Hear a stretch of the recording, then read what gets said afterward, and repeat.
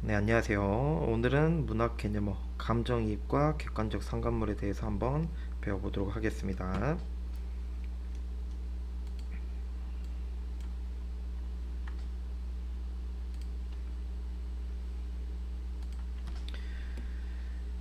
이 감정이입과 객관적 상관물은 굉장히 어려운 부분이죠. 그래서 우리가 내신 때든 아니면은 수능 모의고사든 항상 자주 나오는 부분인데 학생들이 이걸 굉장히 어려워하는 부분이 있어서 제가 이 개념어에 대해서 한번 정리를 하기 위해서 강의를 준비했으니까 한번 보시면서 이 개념은 항상 우리가 이 공부를 할 때 조심해야 되는 게 이런 생각을 하셔야 돼요.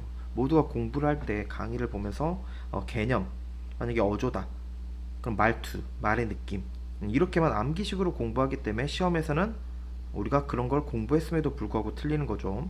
그러니까 시험은 우리가 생각하듯이 암기 시험이 아니에요. 무조건 시험은 찾는 것이다. 그래서 만약에 어조가 나오더라도 어조를 써주겠죠. 시험에선 여성적 어조를 사용하여, 여성적 어조를 활용하여, 남성적 어조를 사용하여, 이런 식으로 제시가 되기 때문에 우리가 공부해야 되는 건 어조가 뭔지 이런 개념이 아니라 그 개념을 어떻게 적용하고 이 작품에서 그게 나타난지 찾을지, 그래서 어떻게 적용하고 찾는지에 좀 더 초점을 주시는 게 개념을 공부하는 기본이라고 생각할 수가 있겠죠. 근데 우리가 지금 그렇게 공부를 안 했으니까 지금부터라도 항상 적용하고 찾는 연습에 중심을 두시기를 당부합니다.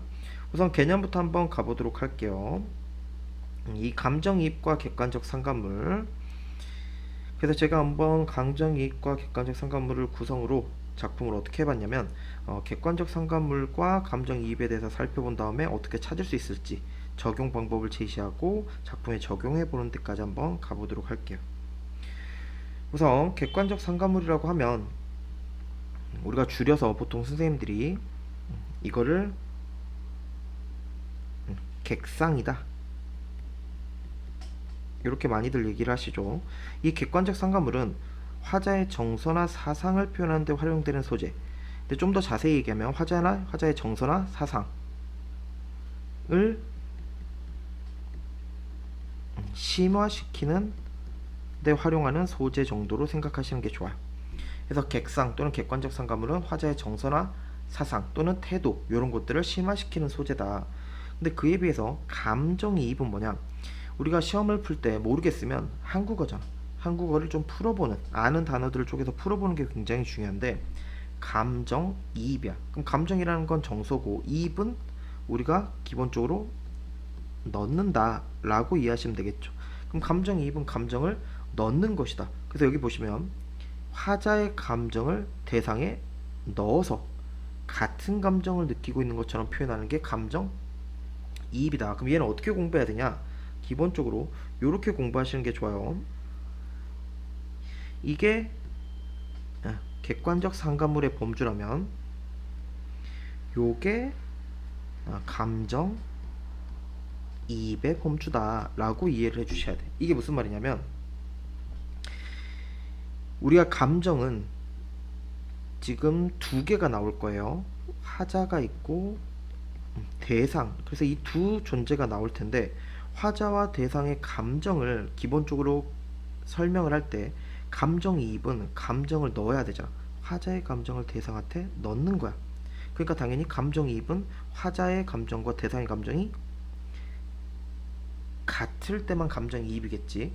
그러면 화자의 감정과 대상의 감정이 같으면 당연히 심화될 수 있겠죠. 그러니까 당연히 객상은 될 수 있겠지. 근데 반대로 얘기하면 화자와 대상의 감정이 다를 수도 있죠. 이 다른 건 대조를 얘기하는 건데 화자의 감정과 대상의 감정이 달라. 근데 다르더라도 대조를 통한 심화는 가능한 거거든. 그러니까 우리가 그래프를 이렇게 그려볼 수가 있겠네. 그러면 정리하면 이렇게 되겠네요.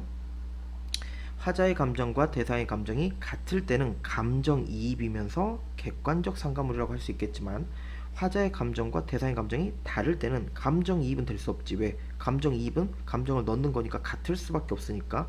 그러면 대조될 때는 감정이입은 아니지만 화자의 정서나 태도를 심화시키는 객관적 상관물은 가능하다.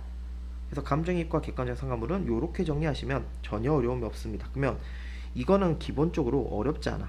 요걸 배웠으면 우리가 이제 시험에서 풀 수가 있겠죠. 근데 우리가 공부해야 되는 건 이 부분이죠. 어떻게 찾을지에 고민을 하셔야 된다. 그래서 어떻게 하면 잘 찾고 어떻게 하면 잘 적용할 수 있는지 여기까지 가주셔야 항상 공부를 할 수 있는데, 이거는 제가 이 유튜브를 찍을까 말까 고민했던 것도 이런 부분에 있는데, 어떻게 보면 이런 것들은 선생님들이 자기만의 갖고 있는 지식, 그걸 활용하는 방법들인데, 저는 보통 지금 굉장히 오랜 기간 학생들을 가르칠 때 이렇게 가르쳤어요. 감정이입이자 객관적 상관물을 확인할 때는 특히 어디에 초점을 맞추면 되냐? 감정이입에 초점을 맞추면 돼요. 그래서 여기서 지금 우리가 적용할 것들은 감정이입이면서 당연히 뭐도 되는 객관적 상관물도 될 수 있는 것들을 어떻게 찾을지를 한번 고민해 보는 거야. 그럼 보시면 감정을 넣었으니까 나의 감정과 대상의 감정이 같음으로써 지금 심화되는 걸 찾는 거죠. 그러니까 저는 무조건 이런 거 찾을 때는 두 가지로 나눕니다. 소재와 표현으로 나눠서 찾으면 거의 대부분 찾을 수 있다. 특히 이런 것들이 내신에서 나올 때는 외부 지문으로 나오겠지. 시를 주고 여기서 비슷한 것들을 찾아라, 또는 객관적 상관물이나 감정이입이 사용된 것들은 해놓고 시 5개, 이런 것들로 보통 우리가 많이 나오잖아요, 학교에서는. 그럼 소재와 표현으로 나눠서 공부를 하는데, 소재에서는 어떻게 접근하는 거냐면, 감정이입이자 객관적 상관물이라면 감정을 넣어서 심화시킬 수 있어야 돼. 그러면 감정이입 중에서도 우리가 자신의 감정을 드러내기에 가장 좋은 건 뭐냐면, 이 소재 중에서 심상으로 접근할 때 청각적, 문학에서는 이 청각적 심상을 통해서 감정이입을 굉장히 많이 사용하거든. 특히 이 청각적 하면 청각적 중에서도 울다 라는 청각을 이용하기가 좋아지는 거지. 그러면 무조건 여기서 가장 중요한 건 이 울 수 있는 소재들이야. 그러면 객관적 상관물과 감정이입이 되는 것들을 찾을 때 가장 핵심은 울 수 있는 소재들을 찾는 게 좋다는 얘기죠. 그래서 첫 번째는 새들이 굉장히 감정이입이자 객관적 상관물이 되는 경우가 많겠죠. 접동새라든지 이런 새들. 왜 새는 우는 것을 통해서 화자의 슬픔 이런 걸 드러내기가 좋겠지. 또 우는 소재는 귀뚜라미도 존재해. 그 다음 이 두 가지가 가장 많겠지만 적은 빈도로서 어떤 것도 있냐? 시냇물이나 물처럼 흐르는 것들, 흐르는 소리를 울다 라고 연결할 수도 있는 거지. 근데 표현으로 가보자면 감정이입이자 객관적 상관물 개념으로 가시면 돼. 감정이입은 감정을 넣다죠. 감정을 넣었으니까 나의 감정과 대상의 감정이 뭐 해야 된다? 같음으로써 심화되는 거야. 그러니까 표현은 당연히 같다라는 표현이 굉장히 많이 나올 수밖에 없다. 그래서 여러분들이 감정이입과 객관적 상관물을 찾기가 어려운, 특히 외부 지문에서 찾기 어려운 학생들은 이런 표현으로 한번 적용을 해서 찾아본다면 훨씬 더 접근이 쉽지 않을까. 그래서 제가 가장 유명한 작품으로 한번 적용될 수 있는 작품들을 갖고 와봤어요. 첫 번째는 유리왕의 황조가고, 두 번째는 왕방현이라는 사람의 시조네. 첫 번째 작품 한번 볼게요. 펄펄 나는 저 꾀꼬리. 암수서로 정답구나. 그러면 꾀꼬리는 지금 감정이 어때? 정다운 감정이네. 근데 외로울사 이내 몸은, 지금 내 몸이 나왔는데 내 몸은 어떻대요? 외롭다라고 나왔지. 그럼 꾀꼬리와 나의 지금 감정은 어때? 다르지. 근데 이걸 통해서 나의 외로운 감정을 뭐 할 수 있어? 대조를 통해 심화시킬 수 있네.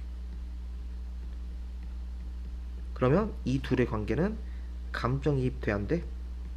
감정이입은 될 수 없다. 근데 뭐는 될 수 있다? 객관적 상관물은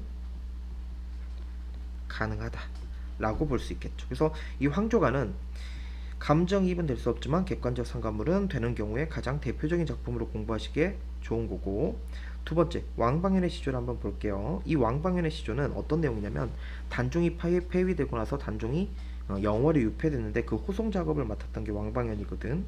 그래서 이 왕방현이 이 단종을 호송을 맡고 나서 돌아오는 길에 흐르는 시냇물을 보면서 쓴 게 이 시조야. 천만리 머나먼 길에 고우님 여였고, 이때 고우님은 단종이겠죠. 내 마음은 둘 곳이 없대. 그래서 냇가에 앉았더니 저 흐르는 물이 내 맘과 어떻다? 같도다. 지금 표현에서 같다라는 것이 나와버렸지. 내 마음과 같다. 그래서 얘는 어떻게 보셔야 돼? 감정이입이자